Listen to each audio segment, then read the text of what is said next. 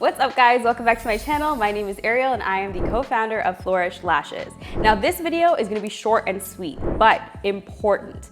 Let me tell you why. We are talking about the difference between an irritation and a chemical burn.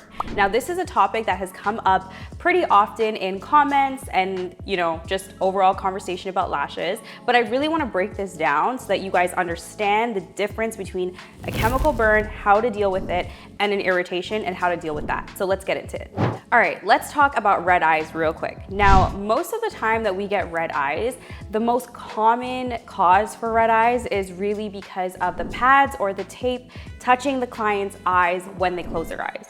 Now, this is known as a corneal abrasion. This is not a reaction, this is not a chemical burn, this is literally friction on the eyeball that causes a bruise. Now this is something that may irritate the client right away, or it actually could come up in a couple days.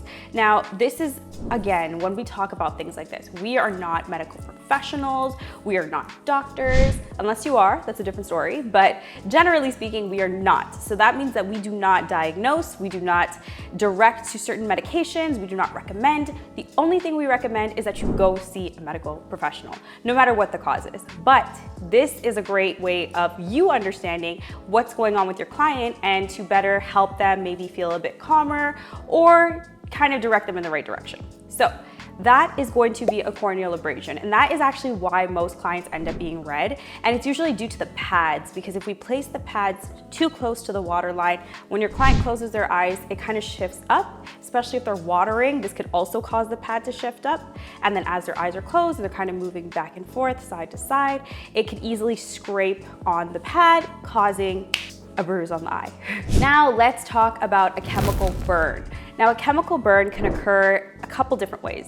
First way, most common way, is usually because of fumes. Now if your client has their eyes open a little bit, even just a little bit, and if your fumes from your adhesive are quite strong, which most of them kind of are, then chances are the fumes can get into your client's eyes and can cause a chemical burn. This is serious irritation to the eye, super uncomfortable, and again, this is something that we will definitely be recommending our client go to a doctor for, because they need to figure out what can be done to ease this, or if they have to get anything further examined or done in general.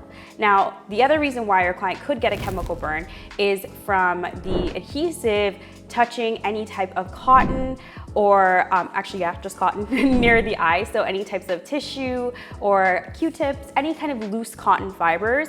And if the adhesive is still curing or it hasn't even solidified at all, then it could react with the cotton fibers, and it can actually cause a chemical burn. Now this is a chemical reaction that happens that most of us have seen, is when you touch the adhesive to any type of cotton, it will start to smoke and cause a reaction. And if this happens near your client's eyes, then yes, you can definitely get a chemical burn.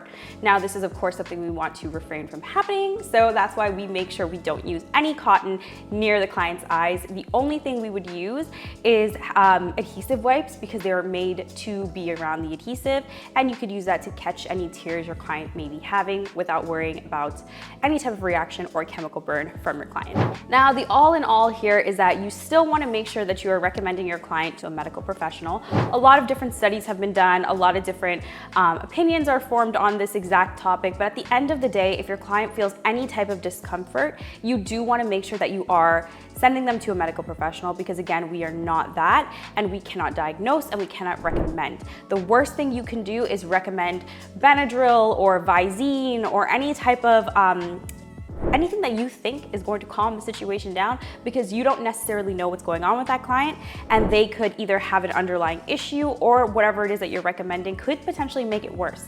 And then you are the one in the line of fire at that point, and we don't want that. So making sure you are saving yourself and saving your client by directing them to a medical professional. Okay, now that is it for this video. I hope that it was helpful. I hope that you guys learned a little something here, because this is something that you guys should know anytime you have a client come in. Also remember to have consent forms, because things can go wrong and we want to make sure that we are keeping ourselves safe.